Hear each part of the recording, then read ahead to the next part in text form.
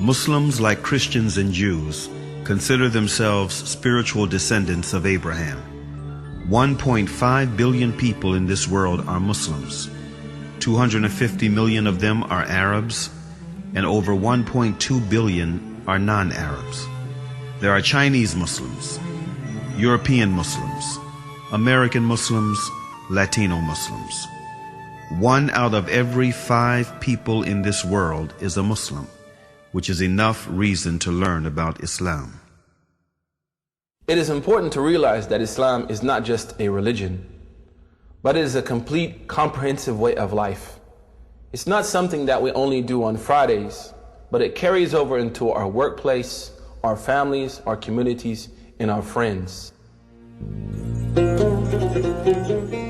Linguistically, in the Arabic language, the word Islam comes from the root word salama. And from this root, you can have 3 different words with 3 different meanings. The first one is submission, the second one is purity, and the third one is peace. Submission, purity, and peace. Surprisingly, the word Islam Islamically carries those 3 meanings. The word Islam Islamically means that if any person fully submits himself or herself to the will of God and worships God purely without any association with God, worships God alone, he or she should live in peace and harmony in this life and in the hereafter. So the word Muslim in the Arabic language doesn't mean literally a follower of Prophet Muhammad. The word Muslim literally means someone who submits to the will of God and worships God alone.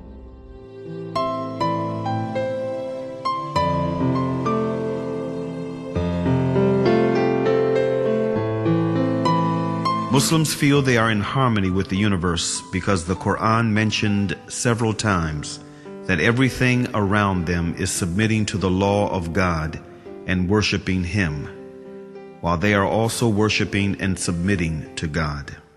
Do you not see that Allah is the one who is praised by all those who are in the heavens and in the earth?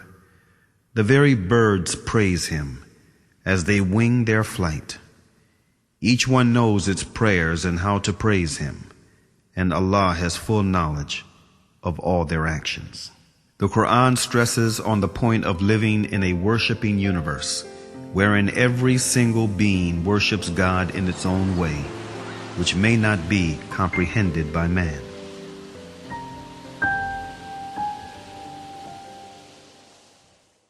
The Quran says, "The 7 heavens, the earth, and all beings therein declare His glory.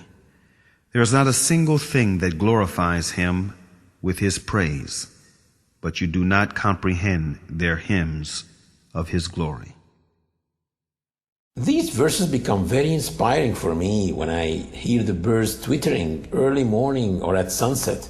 I say, oh my God, can this be their 2 prescribed times of prayer? Or when I go to the lake and I see the duck swimming in a V shape like that, I say, can this be a congregation prayer that they do? And this duck in the front, can it be the Imam duck? I look at the creation like musicians in a concert. Each one is playing one instrument, but at the end, all of them are contributing to the same tune. The universe is in harmony.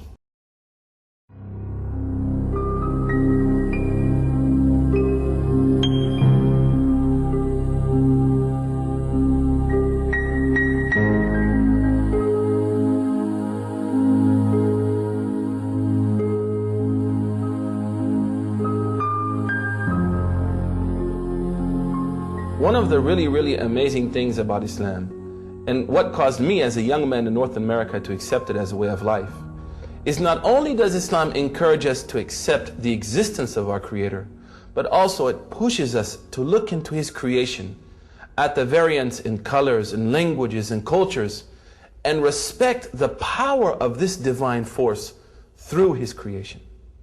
One of the most basic facts in Islam and most important beliefs is that there is a Creator.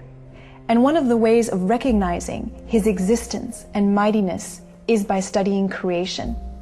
The Creator said to those who believe and those who do not believe in the Quran, "In the creation of the heavens and the earth, and in the alternation of the night and the day, there are signs for people of understanding."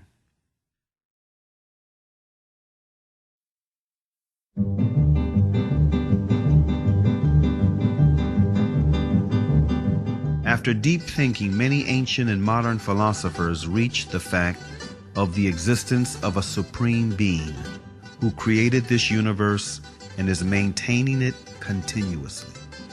Aristotle, an ancient Greek philosopher and student of Plato, tried to demonstrate this fact, saying, "We hold, then, that the God is a living being, eternal, most good, and therefore life and a continuous eternal existence belong to the God, for that is what the God is."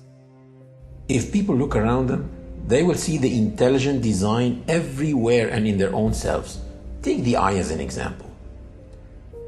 The light reflects on the object and then reflects on our eye retina, where it is transferred into pulses to a place in the brain called the center of vision.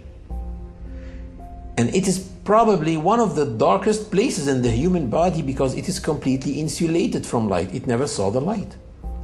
And all the images that we view in our lives are formed in this part of the body, the center of vision. We see all these bright, sharp, three-dimensional images in this part of the body, while thousands and thousands of engineers in TV factories are trying to come up with an image as sharp, bright, and clear, but still they cannot.